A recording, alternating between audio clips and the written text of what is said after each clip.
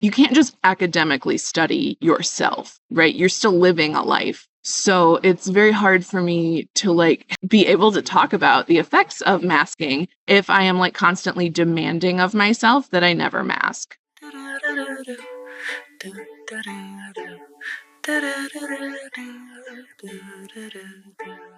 Hello, friends. I am recording this on my brand new fancy laptop that I got for 50% off at Best Buy because somebody returned it and it was in an open box, and your bitch loves a bargain.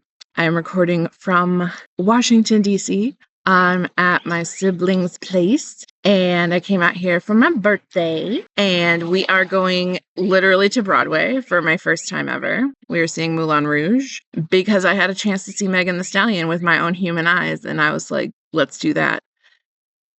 So I'm recording this before we head out, obviously. So can I give you my reactions to seeing Megan Thee Stallion on Broadway, and also everybody else who's on Broadway, because, you know, it's not just Megan's show, but she is the reason I am willing to deal with crowds and New York. So good job, Megan. Also, I'm clearly recording this outside, and I can literally see little tiny ants. So far they're not interested in my laptop, but I do worry that they will try to overcome their challenges by walking across my laptop.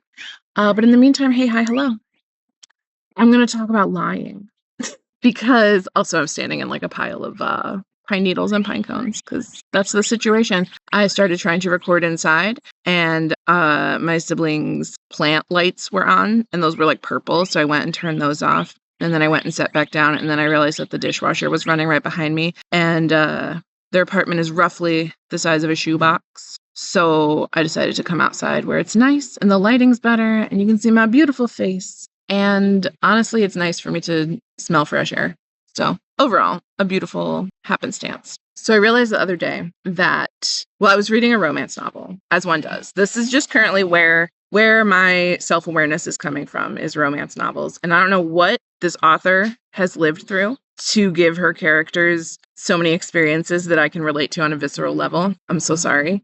But also thank you, because I feel seen. So I was reading this romance novel where the main character is an actress, and she has this like Mean Girls vibe. She's a diva. She's a problem. She's hard to work with. She's a bitch. And turns out that like deep down, she is not any of that. But those are the character traits that allow her to keep her peace, because it keeps other people at a distance from her. And I was like, but like, doesn't that make her a bad person for lying? And I'm reading this and I'm like, no, because she's keeping herself safe. And we're allowed to do that. Like, I'm allowed to act any kind of way I want that makes me feel safe. And as I'm reading this book, I'm realizing, oh, you're allowed to do whatever. Like, it doesn't make her a bad person. It doesn't make me a bad person if I'm not being 100% honest 100% of the time. And that is sort of like the black and white thinking that my OCD has latched onto, is thinking like, if you care about honesty and you care about integrity, then you need to always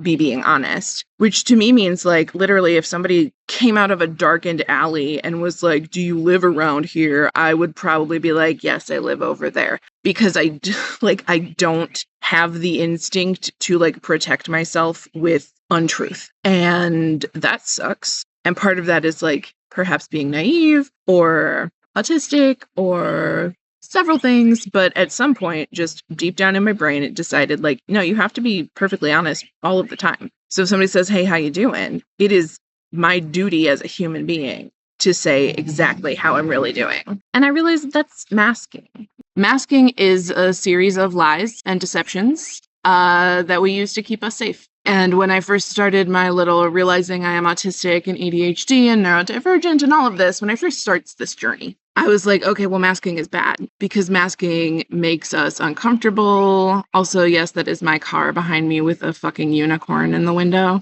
If you're watching on YouTube, you can see my silly unicorn car. Catch me driving around Akron, Ohio. Please don't like catch me though. Don't hunt me for sport. I don't like that. Anyway, I had this perception that masking is like bad and that we shouldn't do it because I know that it causes discomfort for autistic people and it's hard to cope and it sucks when you feel like you can't be honest. But I was operating from this assumption that, like, oh no, everybody gets the most honest, true me. And I get to decide who gets the most honest, true me, and everybody else gets whatever layers of self-preservation I desire to put out there, right? So that's new for me. And it's also very much the way that I process things. Like, as I learn about how the human brain works, I'm like, oh, okay. So I shouldn't do that because that's disordered, as opposed to taking the knowledge of how an autistic brain works, how an ADHD brain works, what rejection sensitive dysphoria feels like, etc. I turn those into like obstacles to overcome instead of using them as tools to understand myself.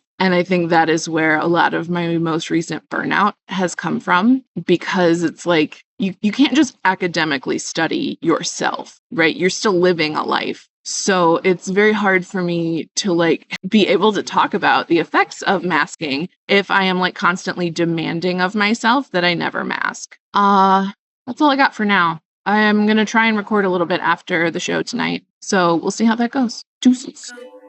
They'll change your approach and tell you a joke to lighten your load and help you along or sing you a song. Do-do-do-do-do. Do-do-do-do. Do-do-do-do-do. Do-do-do-do.